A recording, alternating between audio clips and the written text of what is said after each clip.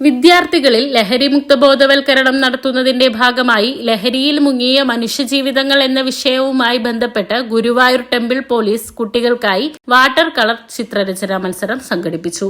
ഗുരുവായൂർ പരിസരത്തെ 7 സ്കൂളുകളിൽ നിന്നുമായി 14 കുട്ടികളാണ് മത്സരത്തിൽ പങ്കെടുത്തത്.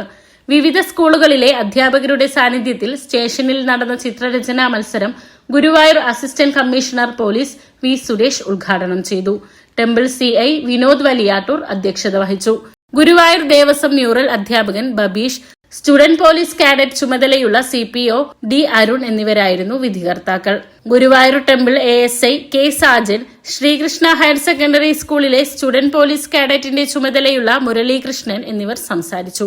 കോർഡിനേറ്റർ ഇന്ദുലേഖ, മനു എന്നിവർ ചടങ്ങിൽ പങ്കെടുത്തു. 1.5 മണിക്കൂർ നീണ്ടുനിന്ന മത്സരത്തിൽ പങ്കെടുത്ത എല്ലാ വിദ്യാർത്ഥികൾക്കും ടെമ്പിൾ പോലീസ് സ്റ്റേഷനിൽ വെച്ച് പ്രോത്സാഹന സമ്മാനവും നൽകി.